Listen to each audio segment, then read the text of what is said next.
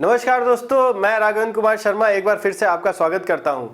आज हम लोग पढ़ने जा रहे हैं हिस्ट्री का चैप्टर 5 एनसीईआरटी का, और ये हमारे एग्जाम पॉइंट ऑफ व्यू से बहुत ही इंपॉर्टेंट चैप्टर है, तो इसमें कोई भी पॉइंट आप मिस नहीं कर सकते हैं।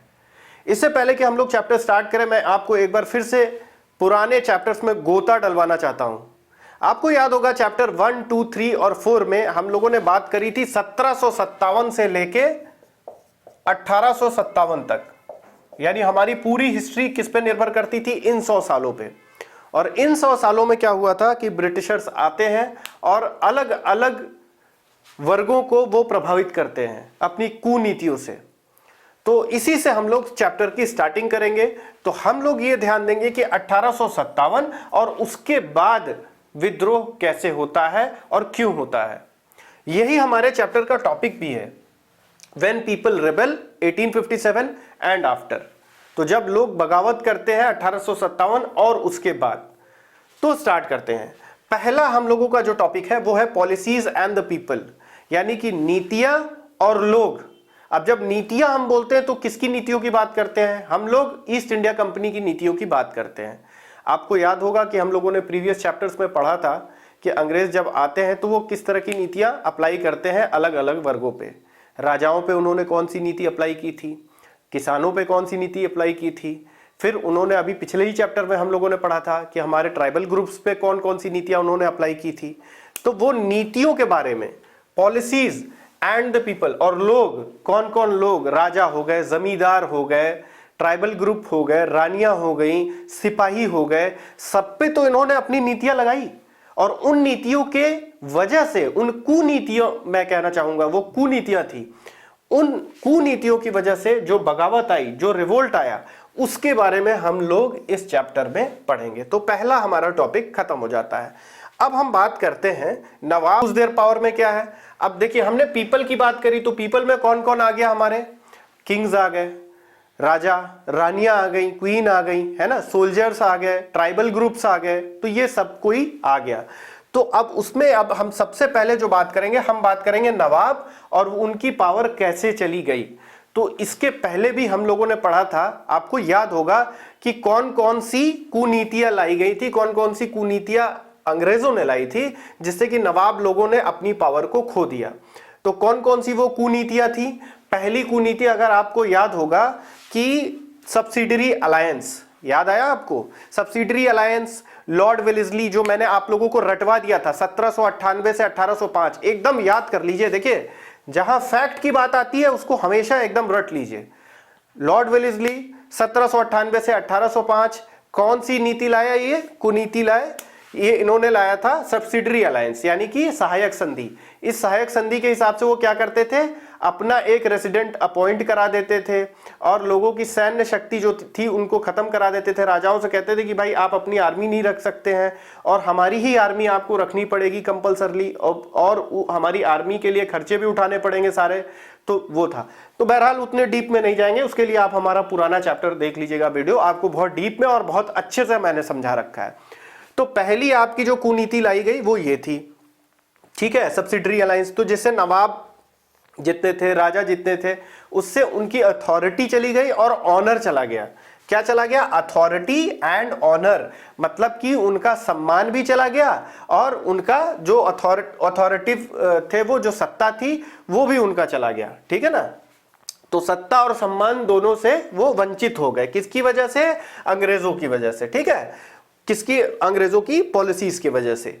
दूसरी चीज क्या थी कि उन्होंने रेसिडेंट सैंक्शन कर दिए। अब जैसे ही मैंने बोला रेसिडेंट सैंक्शन कर दिए, तो किसने लाया था? वेलेस्ली ने, ठीक है, तो वो हो गया। उसके बाद तीसरे पॉइंट क्या है आपका? Arms forces disband.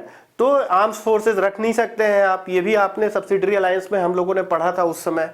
उसके बाद उनकी सारी रेवेन्यू की पावर उन्होंने ले लिया था। अंग्रेजों ने कहा था ना कि भाई याद करिए 1764 का जो हमारा बक्सर का युद्ध हुआ था, उसके बाद 1765 में जो संधि हुई थी, इलाहाबाद की संधि, उसमें इन्होंने क्या कर लिया था? इन्होंने रेवेन्यू की भी पावर खुद रख ली थी, ठीक है ना।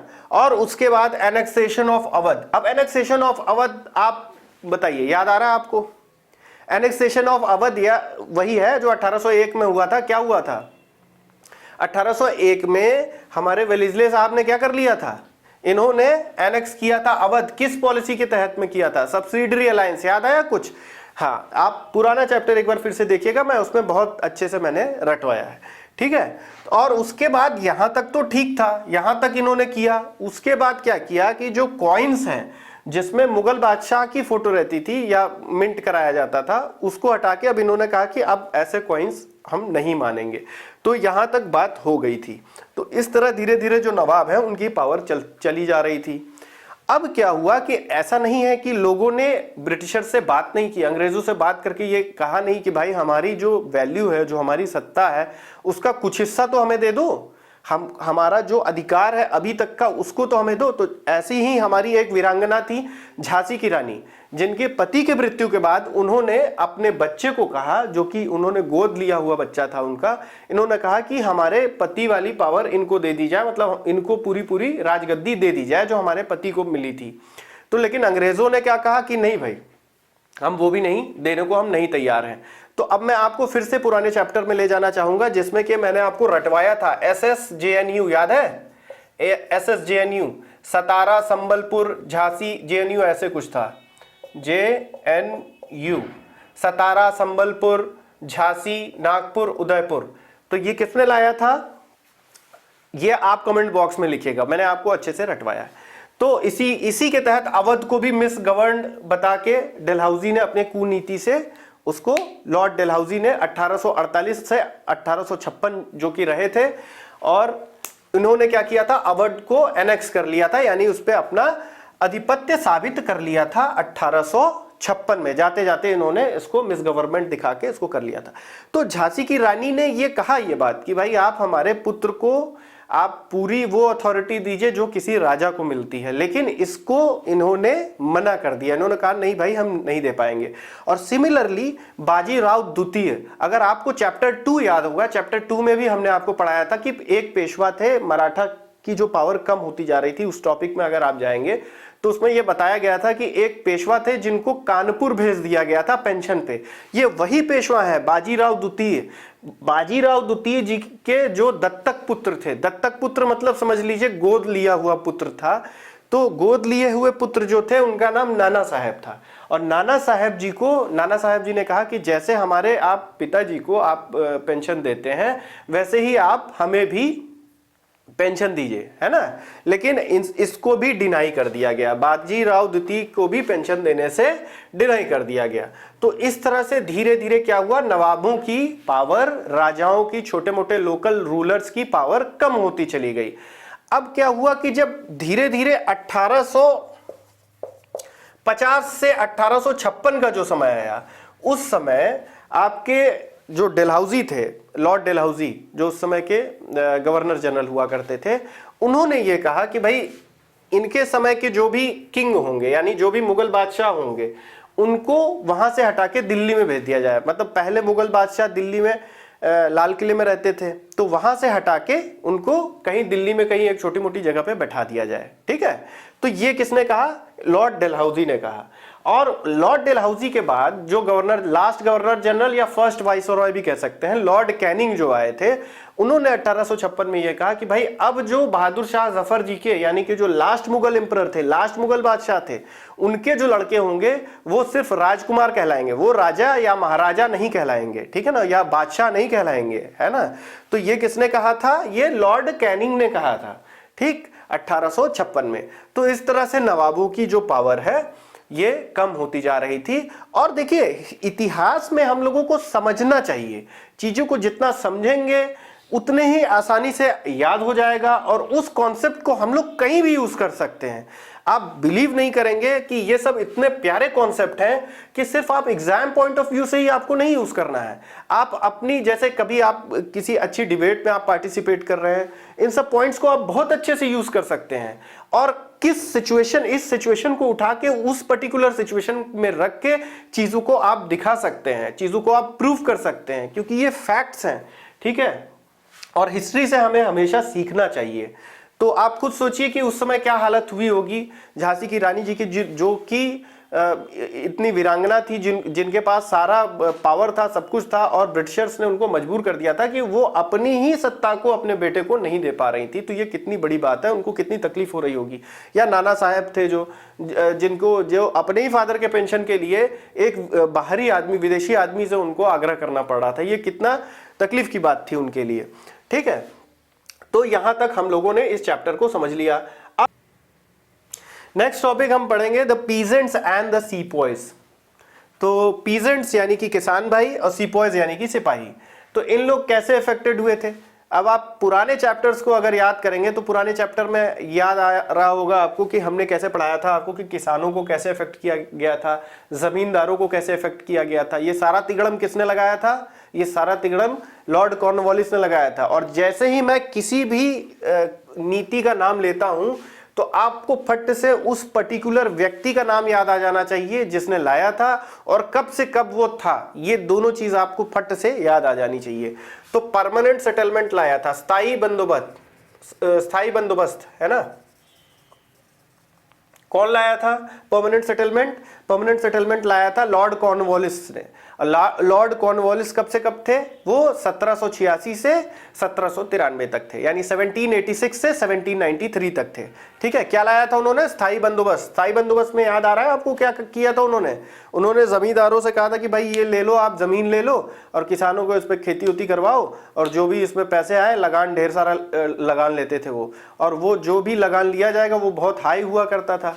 तो उसमें क्या होता था कि पीजेंट्स बेचारे अपनी जमीन जो है खोते जा रहे थे। अगर आप लगान टाइम से नहीं दे पाएंगे तो आपको अपना जमीन देना पड़ेगा, सिंपल सी बात यह है। तो जो हमारे किसान भाई थे वो इस तरह से बुरी तरह से इफेक्ट हो गए थे और उनकी सेंटिमेंट्स बहुत इफेक्ट होते जा रहे थे, क्योंकि भाई अपनी जमीन छोड़ के कौन जाना चाहेगा। किसी व्यक्ति ने सालों साल अगर किसी जमीन पे काम किया, उस पर अपना जो है पूरा टाइम दिया, तो उसके सेंटिमेंट्स, उसकी भावनाएं उससे जुड़ जाती हैं और उसको छोड़ना उसके लिए बहुत मुश्किल हो जाता है। तो अब बात करते हैं सीपॉयज की। तो ये उस समय की बात थी कि जब मोस्टली किसान, अब क्या होता था, जमीन छोड़ के जाए तो क्या काम करें, तो चलो भाई अंग्रेजों की नौकरी ही कर लेते हैं। तो मोस्टली किसान तो वहां पे नौकरी ही कर रहे होते हैं, लेकिन वहां भी चैन नहीं था इन अंग्रेजों को। वहां पे क्या करते थे ये? वहां पे किसानों के लिए कुछ ऐसी चीजें ला देते थे जो उनकी धार्मिक भावनाओं को 1824 में कुछ ऐसा हुआ कि सिपाहियों को यह कहा गया कि आप समुद्री रास्ते से आप चलिए और बर्मा में आपको जाना है। ठीक है, लेकिन वहां पे उस समय क्या होता था, 1819वीं सदी में के स्टार्टिंग में, उस समय यह होता था कि लोग ये सोचते थे कि समुद्र पार करना ठीक नहीं है, गलत माना जाता था उसको। तो इसीलिए जो सिपाही जो भर्ती हुए थे, जब उनको ये कहा गया कि आपको समुद्र के रास्ते से जाना है, तो उन्होंने इस बात पे एकदम असंतुष्टि जताई और उन्होंने विद्रोह कर दिया। उन्होंने कहा भाई हम नहीं जा पाएंगे। तो जिसकी वजह से उन्हें बहुत भयानक पनिशमेंट भी झेलनी पड़ी। तो जब उन्हें पनिशमेंट झेलनी पड़ी उस चीज के लिए जो उनके धार्मिक रूप से उनके लिए बहुत जरूरी थी, तो ये उनको बहुत खराब लगा, उनके धार्मिक भावनाओं को भी बहुत ठेस पहुंचा। तो लेटर ऑन 1856 में ऐसे नियम ला दिए जाते हैं जिससे कि ये कंपलसरी कर देते हैं अंग्रेज कि अगर आप ज्वाइन करेंगे हमारी आर्मी को तो हम भैया आपको समुद्र पार जाना पड़ेगा, ये आप जान लो। तो इससे भी एक बहुत बड़ी असंतुष्टि जन्म ली। और इतना ही नहीं, धार्मिक भावना ही नहीं, उनको पे, अलाउंस, ये दोनों जो मोस्ट इंपॉर्टेंट चीज होती है। जब कोई भी व्यक्ति काम करता है तो जो उसकी सैलरी होती है या जो उसके इंसेंटिव्स होते हैं वो अगर उसके काम के हिसाब से नहीं मिलेगा तो भी असंतुष्टि होती है। सोचिए, उनको खूब सारा काम करा लो लेकिन पैसा थोड़ा बहुत ही दो, तो उससे असंतुष्टि आ जाती है। तो इससे भी उनको असंतुष्टि फैल रखी थी काफी। तो ये हमारा किसान भाई और सिपाही लोग यानी हमारे सिपाही भाई इस तरह से अफेक्टेड हो चुके थे, असंतुष्ट हो चुके थे। अब हम आते हैं रिस्पॉन्सेस टू द रिफॉर्म, ये हमारा लास्ट टॉपिक है। उसके बाद हम लोग कल पढ़ेंगे सेकेंड हाफ, जिसमें कि हम लोग कई टॉपिक को कवर करेंगे। तो रिस्पॉन्सेस टू रिफॉर्म्स में हम लोग बात करते हैं। अब ऐसा नहीं है कि ढेर सारी कुनीतियां लाई गई जिससे कि लोगों को असंतुष्टि थी, कुछ अच्छी नीतियां भी लाई थी ब्रिटिशर्स ने, जैसे कि सती सिस्टम को बैन करना। अब सती सिस्टम बेसिकली होता क्या था कि यदि किसी लेडी के हस्बैंड एक्सपायर हो जाते थे तो उनको उन्हीं की चिता के साथ उनको जल जाना होता था। तो इसको हालांकि आपकी किताब में नहीं है, लॉर्ड विलियम बेंटिक साहब ने लाया था। ये अच्छा रिफॉर्म था, लेकिन इसको भी उस समय के हिसाब से लोगों की भावनाओं में ठेस पहुंचता था। तो लोगों को लगा कि भाई ये जो है नई नई सिस्टम ला रहे हैं, और इससे उन लोगों को बहुत बुरा लगा। तो ये 1830 की बात है जब इस तरह की घटना घटी। उसके बाद विडो री मैरिज एक्ट को भी बढ़ावा दिया गया कि यदि कोई विधवा है, कोई लेडी है जो कि दोबारा उसकी शादी करना चाहे अगर वो, तो वो कर सकती है। पहले ऐसा नहीं था, लेकिन अंग्रेजों के आने के बाद अंग्रेजों ने कहा कि भाई नहीं, ऐसा कर सकते हैं। तो ये भी चीज बुरी लगी इंडियंस को। तो ये भी उन लोगों ने सोचा कि यार ये तो हमारे जो है तौर तरीकों से, हमारी सोशल चीजों में, हमारी सामाजिक चीजों में भी हस्तक्षेप हो रही है। और ये वही समय था 1830 का जब इंग्लिश मिशनरीज को इन लोगों ने, अंग्रेज मिशनरीज जो अंग्रेजी का प्रचार करें या जो क्रिश्चियनिटी को और फैलाएं, उनको इन लोगों ने क्या किया, और बढ़ावा देना स्टार्ट किया। उन्होंने कहा कि ठीक है भाई, अगर आप इंग्लिश मिशनरी हो तो आपके लिए छूट है हर चीज की। अगर आप यहाँ पे जमीन ऑक्यूपाई करना चाहें, खरीदना चाहें तो आप कर सकते हैं, आप बाकी जो करना चाहें कर सकते हैं। अदरवाइज आप अगर इंडियन है तो आप उतना नहीं कर सकते, लेकिन आप इंडियन होकर क्रिश्चियन में कन्वर्ट हो गए तो ये सारी चीजें आप कर सकते हैं। तो सोचिए कितना भेदभाव हो गया। तो इससे भी समाज हमारा बहुत प्रभावित हुआ जब इस तरह का भेदभाव उत्पन्न हुआ। तो उसके बाद क्या हुआ कि में उन्होंने ऐसे रिफॉर्म्स भी लाए जिससे कि क्रिश्चियन धर्म में लोग कन्वर्ट होते जाए। तो ये रिफॉर्म उस चीज को और इजी करता जाए। कहने का मतलब यह है कि ऐसे सामाजिक सुधार लाए गए जिससे कि क्रिश्चियन धर्म में अगर लोग कन्वर्ट होना चाहें तो वो इजीली कन्वर्ट हो जाए। तो ऐसे ऐसे नियम और कानून लाए गए जो कि उस समय के समाज में, हमारे भारतीय समाज को पसंद नहीं था। हालांकि पसंद तो आज भी नहीं है, जिसका जो धर्म है वो अपना धर्म करे, जिसकी जो मर्जी है, लेकिन जबरदस्ती किसी को कन्वर्ट ना किया जाए, ये सारी चीजें उसमें लाई गई।